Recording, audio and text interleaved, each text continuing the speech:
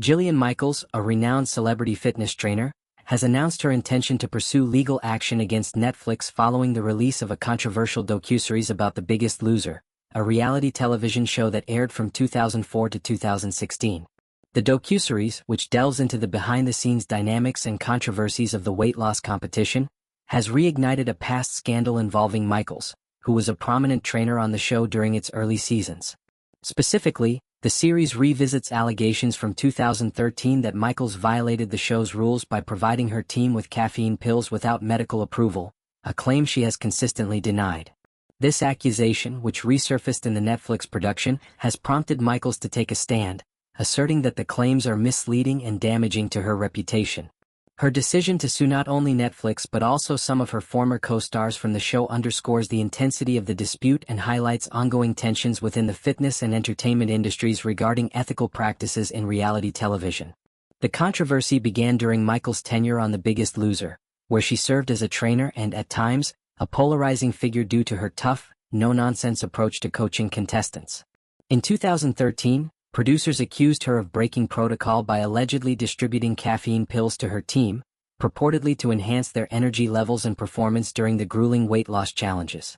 At the time, Michaels vehemently denied these claims, arguing that caffeine supplements were not prohibited and that their use was approved by the show's production team. To support her defense, she recently shared emails on social media, purportedly exchanged between herself, fellow trainer Bob Harper, show producers, and a medical aide associated with Dr. Robert Huizinga, the show's consulting physician. These emails, according to Michaels, demonstrate that caffeine was not a banned substance and that she was encouraged to provide it to contestants. She further clarified that she never distributed other substances, such as Ambien or smokeless tobacco, which were also mentioned in the context of the show's practices. The Netflix docuseries, however, appears to frame the caffeine pill incident in a way that Michaels finds misleading, suggesting that her actions were unethical or harmful to contestants. This portrayal has reignited public scrutiny and prompted Michaels to accuse Netflix of perpetuating falsehoods for the sake of sensationalism. She also pointed out that Brandon Reig, a Netflix executive involved in acquiring the docuseries, held a high-ranking position at NBC during the later seasons of The Biggest Loser.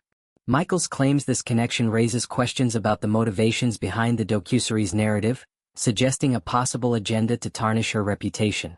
Her decision to include former co-stars in the lawsuit indicates that she believes some individuals involved in the show may have contributed to or endorsed the narrative presented in the docuseries, further escalating the conflict.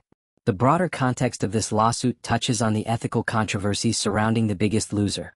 The show, which pitted contestants against each other to lose the most weight for a cash prize, has faced criticism over the years for promoting extreme weight loss methods that some argue were unsustainable or harmful.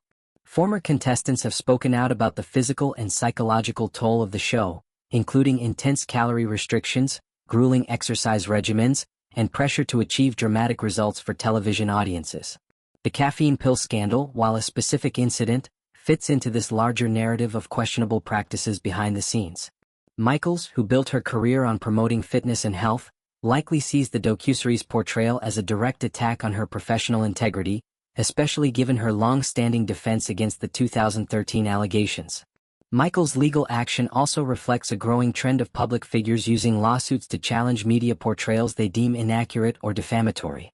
The fitness trainer, now 51, has maintained a successful career post-Biggest Loser, authoring books, launching fitness programs, and appearing as a health expert on various platforms.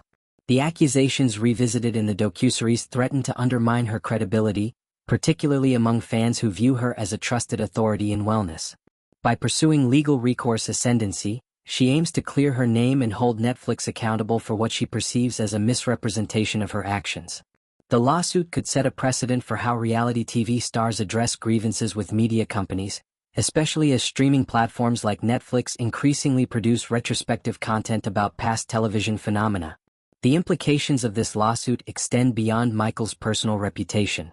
It raises questions about the responsibility of media companies to verify claims made in documentaries, particularly when those claims involve serious allegations that could impact someone's livelihood. The Biggest Loser docuseries, by revisiting a controversial moment from Michaels' career, has opened a Pandora's box of legal and ethical considerations, forcing a reckoning with how reality television shapes public perception and the long-term consequences for those involved. Michaels' decision to share evidence like emails suggests she is prepared to fight vigorously to protect her legacy, potentially exposing further details about the inner workings of The Biggest Loser and its production practices. The fitness industry, too, may feel the ripples of this controversy. Michaels has been a vocal advocate for balanced, sustainable approaches to health, and the caffeine pill allegations could be seen as contradicting her public stance. Her lawsuit aims to reframe the narrative, emphasizing that her actions were within the show's guidelines and that the docuseries portrayal is an unfair attempt to capitalize on past drama. As the legal battle unfolds, it may shed light on the pressures faced by trainers and contestants alike in the high-stakes environment of reality television, where sensationalism often trumps nuance. This dispute also highlights the evolving nature of media accountability in the streaming era. Unlike traditional television, where controversies might fade with time, streaming platforms can revive old scandals through documentaries, reaching new audiences and reigniting debates. For Michaels, the lawsuit is not just about clearing her name but also about challenging how her story is told in a medium that wields significant cultural influence. The outcome of this legal action could influence how future docuseries handle sensitive topics, particularly those involving real people whose reputations are at stake. In summary, Jillian Michaels' planned lawsuit against Netflix and her Biggest Loser co-stars is a multifaceted issue involving personal reputation, professional ethics, and the power of media to shape narratives. By taking legal action, Michaels is asserting her right to control her story and challenging the portrayal of a pivotal moment in her career. The case promises to be a significant moment in the intersection of fitness, entertainment, and media responsibility, with potential ramifications for how reality TV controversies are revisited in the future.